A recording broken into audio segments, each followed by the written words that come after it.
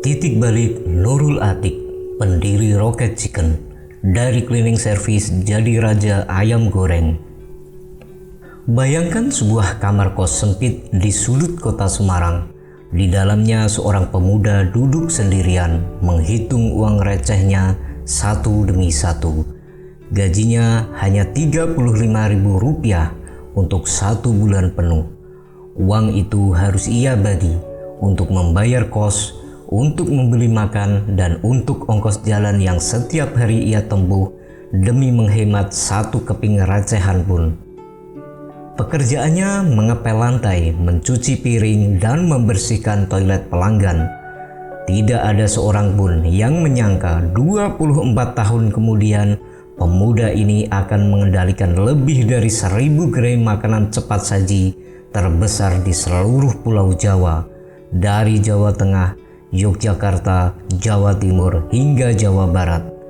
Namanya Nurul Atik. Ia bahkan pernah mendapat tawaran untuk menjual seluruh bisnisnya kepada salah satu pengusaha terbesar di Indonesia. Sebuah tawaran yang bisa membuatnya kaya raya seketika. Tapi ia menolaknya. Bagaimana mungkin seorang office boy dengan gaji Rp35.000 sebulan bisa sampai di titik itu? Dan sebelum menjadi raja ayam goreng lokal, ia harus terlebih dahulu kehilangan segalanya. Bukan hanya sekali, tapi 2 kali. Sebuah bisnis yang ia bangun dengan keringat hancur karena pengkhianatan rekan sendiri. Ia sempat jatuh, kembali menjadi pedagang kaki lima, menjajakan gorengan di pinggir jalan tanpa kepastian esok hari. Ini adalah kisah tentang seorang office boy yang mimpinya dihina, usahanya diambil, tapi tidak pernah sekalipun berhenti mencoba. Inilah kisah lengkap Nurul Atik, pendiri Rocket Chicken, dari nol jatuh lalu bangkit hingga melesat setinggi namanya sendiri. Mari kita mulai kisahnya. Masa kecil dan latar belakang keluarga. Mimpi yang terkubur sejak kecil.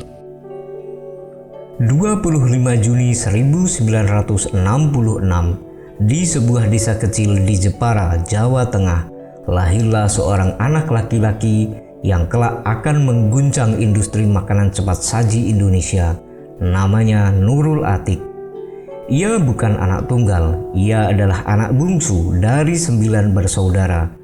Cobalah bayangkan riuhnya sebuah rumah dengan 9 anak di dalamnya, rebutan makanan, berbagi pakaian dengan kakak-kakaknya, tidur berdesakan dalam satu ruangan. Kedua orang tuanya bekerja sebagai petani dan sesekali menjadi tukang batu demi menyambung penghasilan. Yang lebih menyayat hati, kedua orang tua Nurul bahkan tidak bisa membaca dan tidak bisa menulis. Bagi mereka, dunia aksara adalah dunia yang jauh, dunia yang hanya bisa dimasuki oleh anak-anak mereka jika beruntung. Setiap hari ayah dan ibunya berangkat sebelum matahari terbit, menyusuri jalan setapak menuju sawah, membanting tulang dari pagi hingga petang, hanya demi memastikan 9 anaknya bisa makan dan sedikit di antaranya bisa mengenyam pendidikan. Malam hari ia belajar dengan cahaya lampu minyak yang temaram karena listrik belum sepenuhnya masuk ke desanya. Dalam remang cahaya itulah Nurul kecil menulis huruf demi huruf, mengeja pelajaran di rumah yang tidak pernah bisa dibantu belajar oleh kedua orang tuanya sendiri karena mereka tidak bisa membaca dan tidak bisa menulis. Justru dari keluarga yang buta huruf itulah tumbuh seorang anak yang kelak akan membaca peluang bisnis jauh lebih tajam dari kebanyakan orang berpendidikan tinggi sekalipun. Di tengah keterbatasan seperti itu, Nurul kecil tumbuh dengan satu mimpi sederhana. Ia ingin menjadi seorang polisi. Baginya, seragam coklat itu adalah simbol kehormatan, simbol bahwa seorang anak petani dari desa kecil bisa mengangkat derajat keluarganya. Ia sering membayangkan dirinya berdiri tegap di tengah jalan, mengatur lalu lintas, disalami warga sekitar dengan penuh hormat. Namun kenyataan hidup seringkali berkata lain. Biaya sekolah saja sudah menjadi beban berat bagi keluarga dengan 9 anak. Apalagi biaya untuk mendaftar menjadi anggota kepolisian yang membutuhkan berbagai persyaratan dan biaya yang tidak sedikit. Nurul hanya mampu menyelesaikan pendidikannya hingga jenjang SMA. Ia menyaksikan sendiri teman-teman sekelasnya yang berasal dari keluarga mampu satu persatu mendaftar ke perguruan tinggi, sementara dirinya hanya bisa menatap dari kejauhan, menyadari bahwa jalan itu bukan untuknya. Setelah lulus SMA, Nurul dihadapkan pada pilihan yang sangat berat. Melanjutkan kuliah, sesuatu yang hampir mustahil bagi keluarga petani sepertinya, atau mencari kerja demi bertahan hidup dan sedikit meringankan beban orang tuanya. Ia memilih jalan kedua. Dengan bekal ijazah SMA dan tekad yang keras, Nurul muda memberanikan diri untuk merantau, meninggalkan desa kelahirannya di Jepara menuju Semarang, kota besar yang penuh peluang sekaligus penuh persaingan. Ia tidak tahu di kota besar itulah hidupnya akan diuji habis-habisan sebelum akhirnya berubah selamanya. Titik nadir bagian pertama, pengepel lantai yang mengubur mimpinya sendiri. Di Semarang, Nurul Atik mendapatkan pekerjaan di sebuah restoran cepat saji ternama bernama California Fried Chicken yang biasa disingkat CFC. Posisinya bukan koki, bukan pula kasir. Ia diterima sebagai petugas kebersihan. Tugasnya mengepel lantai, mencuci piring kotor, dan membersihkan toilet para pelanggan. Tahun itu sekitar 1986, sebenarnya tujuan awal Nurul bekerja adalah untuk mengumpulkan biaya kuliah. Ia masih menyimpan sedikit harapan bisa melanjutkan pendidikan sambil bekerja. Tapi kenyataan kembali menampar harapannya. Gajinya hanya Rp35.000 per bulan. Uang sebesar itu bahkan tidak cukup untuk biaya kuliah 1 semester, apalagi ditambah biaya hidup sehari-hari. Coba bayangkan, uang Rp35.000 itu harus dibagi untuk kos, untuk makan 3 kali sehari, dan untuk transportasi. Tidak heran, Nurul sering memilih berjalan kaki berkilometer jauhnya hanya untuk menghemat 1 keping ongkos angkot. Ia menyaksikan pelanggan-pelanggan datang, memesan ayam goreng dengan santai, sementara dirinya harus menahan lapar demi menyisihkan sedikit uang. Bekerja sebagai office boy bukanlah hal yang membanggakan. Banyak orang memandang sebelah mata pekerjaan semacam ini. Bahkan sesekali ia mendengar bisikan sinis dari sesama pekerja tentang posisinya yang paling rendah di restoran itu. Tapi bagi Nurul, cibiran itu tidak pernah ia biarkan mematahkan semangatnya.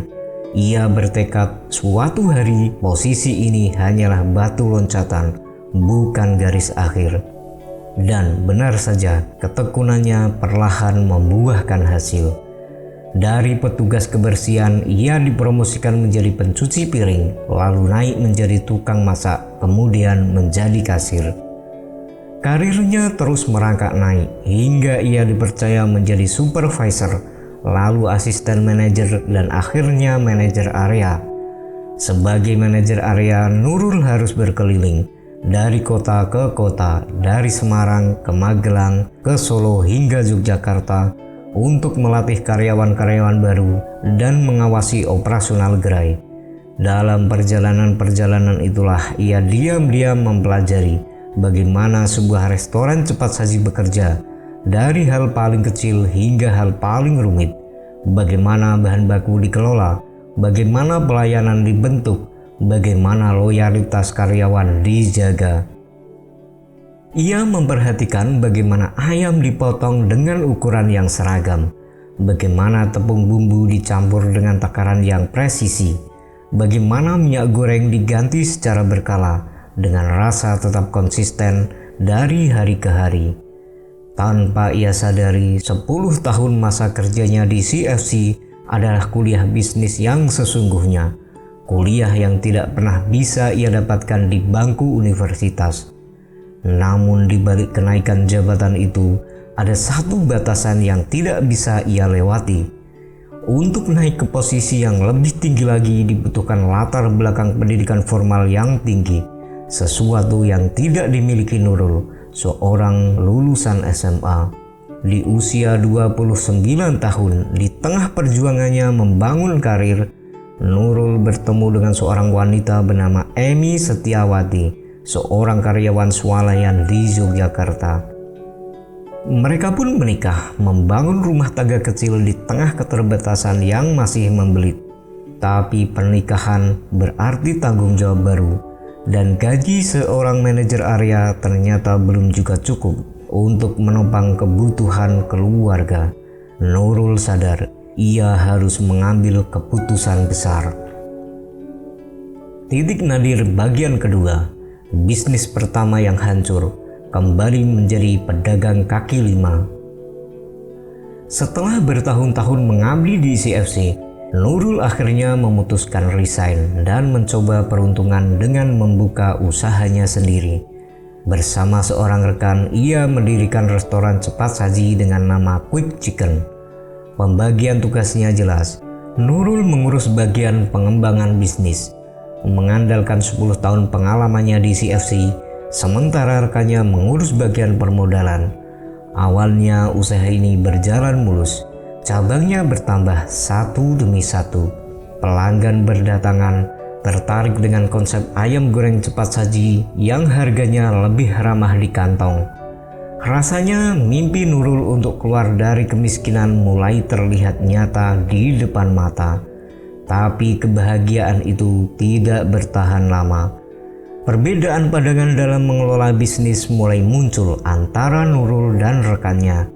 Cara pandang soal ekspansi, soal keuangan, soal arah bisnis ke depan semakin jauh berbeda. Perselisihan demi perselisihan terjadi, hingga akhirnya kerjasama itu retak dan tidak bisa diperbaiki lagi. Nurul harus mundur dari bisnis yang ia bangun dengan keringat dan waktu bertahun-tahun. Bayangkan perasaannya saat itu. Ia bukan lagi seorang office boy yang tidak punya apa-apa. Ia sudah merasakan menjadi bagian dari sebuah bisnis yang berkembang pesat. Ia sudah merasakan dihormati sebagai salah satu pendiri, dipanggil dengan sebutan direktur.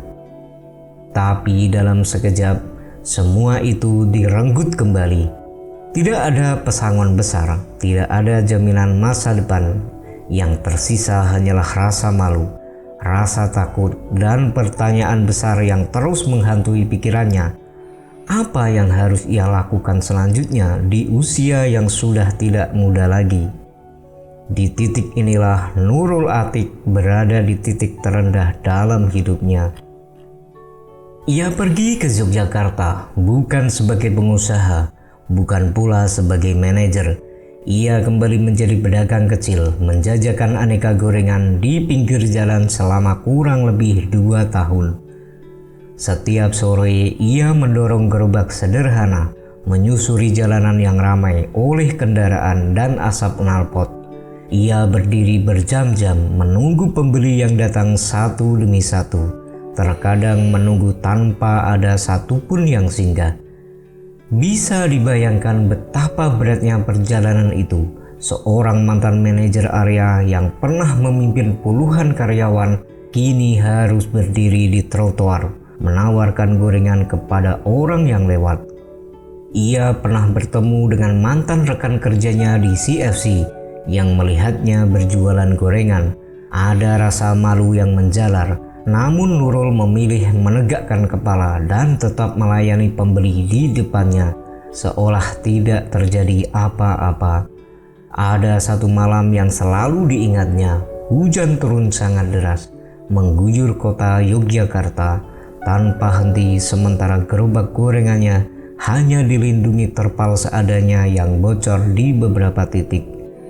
Nurul berdiri di sana, basah kuyup, menunggu pembeli yang tidak kunjung datang. Malam itu ia pulang dengan tangan hampir kosong dan uang yang tidak cukup untuk belanja bahan esok hari. Tapi keesokan paginya ia kembali bangun, memasak adonan gorengan yang baru dan kembali mendorong gerobaknya ke jalanan yang sama. Tidak ada kepastian apakah dagangannya akan laku hari itu. Tidak ada kepastian apakah esok hari ia masih punya cukup modal untuk berjualan. Uang hasil jualan gorengan hanya cukup untuk makan sehari-hari. Sementara mimpi memiliki bisnis besar terasa semakin jauh dan semakin kabur. Tapi di titik paling gelap inilah benih dari kebangkitan besar mulai tumbuh diam-diam di dalam kepala Nurul Atik. Titik balik, krisis 98 dan kelahiran Rocket Chicken. Tahun 1998, Indonesia dikujang krisis moneter besar-besaran.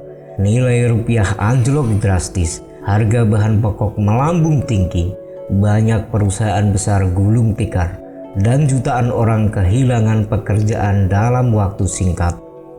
Di tengah situasi yang mencekam itu, sebagian besar orang memilih menahan diri, menyimpan sisa uang mereka rapat-rapat, menunggu keadaan membaik sebelum berani mengambil risiko apapun. Tapi Nurul Atik yang saat itu masih berjualan gorengan justru berpikir sebaliknya. Ia melihat di tengah krisis sekalipun ada satu kebutuhan yang tidak pernah hilang dari masyarakat.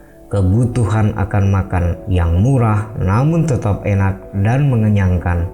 Sambil terus berjualan gorengan, Nurul mulai memikirkan konsep baru. Bukan sekadar gorengan pinggir jalan, tapi sebuah restoran cepat saji ayam goreng dengan sistem yang lebih profesional, namun harganya tetap ramah di kantong masyarakat kebanyakan. Ia pun mulai memikirkan nama untuk bisnis barunya. Nama pertama yang terpikir olehnya adalah Royal, yang bermakna kerajaan dan kemewahan. Namun keponakannya tidak setuju dengan nama tersebut, menganggapnya terlalu berat dan kurang membumi. Nurul lalu mencoba nama lain, Rial, diambil dari nama mata uang Arab Saudi. Namun kakaknya justru mengartikan kata itu sebagai rel kereta yang setiap hari diinjak-injak orang. Tentu saja makna semacam itu dianggap kurang baik untuk sebuah nama bisnis yang baru akan lahir. Suatu hari ketika Nurul sedang merenung sendirian di kamar mandi rumahnya, ia teringat pesan dari salah satu kerabatnya. Nama sebuah brand haruslah menggunakan diksi yang mudah diingat, sekaligus punya makna yang kuat dan mudah melekat di benak orang. Dari perenungan itulah muncul satu kata di kepalanya, roket. Roket sebuah benda yang meluncur cepat, menembus batas atmosfer, mencapai ketinggian yang tidak pernah terbayangkan sebelumnya. Nama itu bukan sekedar nama, bagi Nurul itu adalah doa sekaligus target hidupnya. Ia ingin bisnisnya melesat secepat roket, meninggalkan jauh segala keterpurukan yang pernah ia alami selama bertahun-tahun. Maka lahirlah Rocket Chicken. Dengan dukungan sang kakak yang percaya pada mimpinya, Nurul membuka gerai pertama Rocket Chicken di Jalan Walter Monginsidi, Kota Semarang pada tahun 2010. Konsepnya sederhana namun cerdas. Nurul tidak ingin bersaing langsung dengan raksasa-raksasa fast food seperti CFC, KFC, atau McDonald's, tempat-tempat mahal yang hanya mampu dijangkau kalangan menengah ke atas. Ia justru menyasar pasar yang selama ini terlupakan, kalangan menengah ke bawah, terutama anak-anak sekolah dan mahasiswa yang senang makan ayam goreng namun terbatas sakunya. Menu-menunya dijual dengan harga yang sangat terjangkau. Paket ayam goreng, nasi, es lemon tea misalnya dibanderol hanya Rp6.000. Sementara paket chicken stick lengkap dengan es lemon tea dijual Rp8.000. Bumbu rempah khas yang ia racik sendiri berdasarkan pengalaman 10 tahun di dapur CFC membuat rasa ayam goreng Rocket Chicken terasa berbeda dan dengan cepat disukai lidah masyarakat Semarang. Modal yang ia gunakan jauh dari kata besar. Sebagian berasal dari tabungan hasil berjualan gorengan selama 2 tahun. Sebagian lagi pinjaman dari sang kakak yang percaya penuh pada mimpi adiknya. Respon pasar di luar dugaan, sangat luar biasa.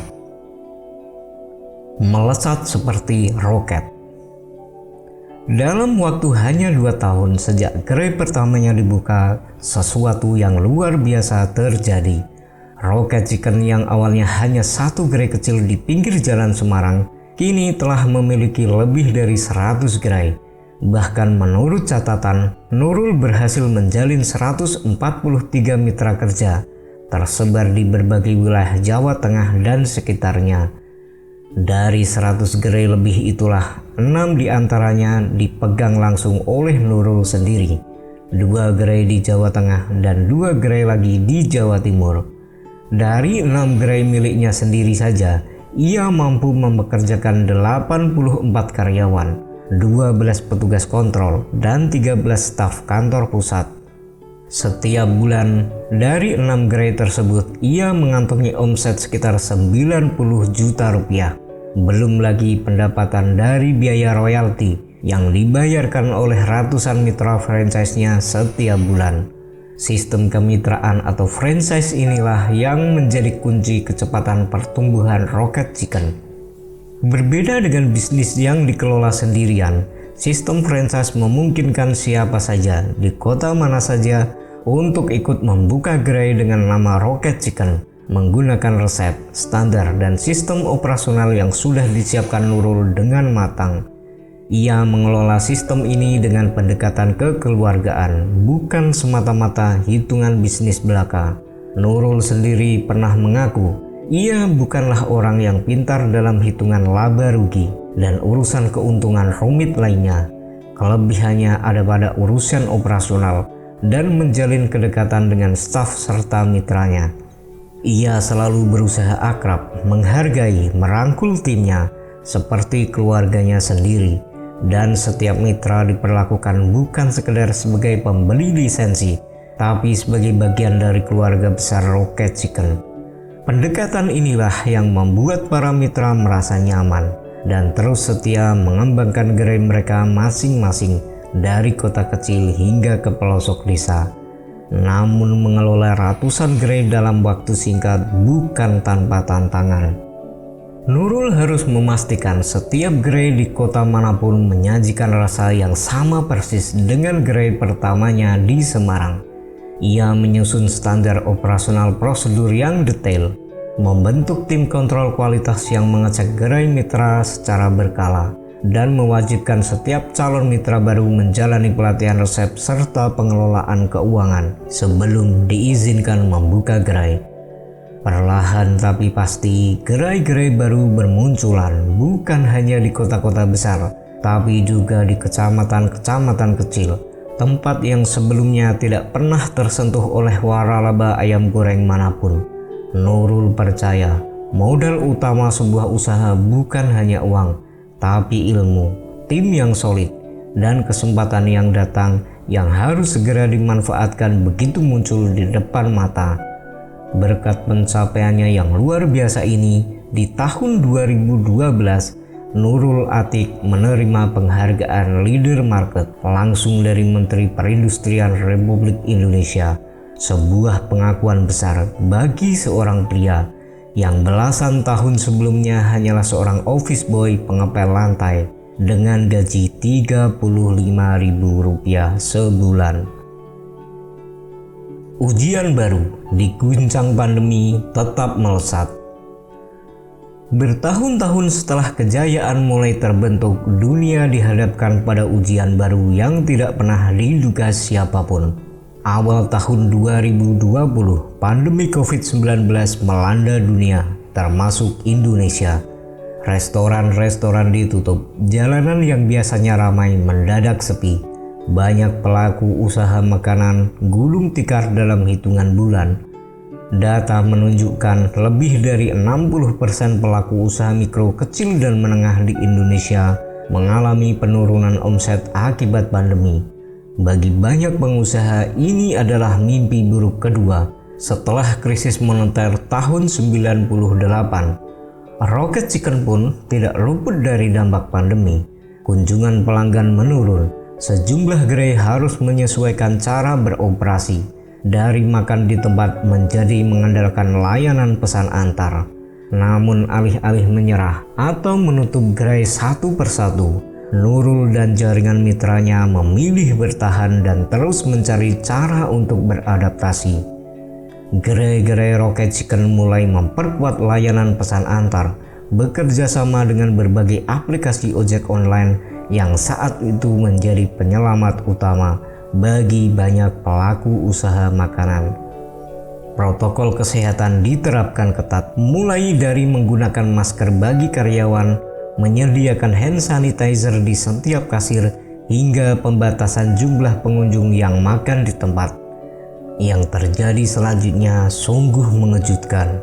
Alih-alih runtuh, Rocket Chicken justru terus membuka ratusan cabang baru di tengah pandemi yang belum sepenuhnya reda.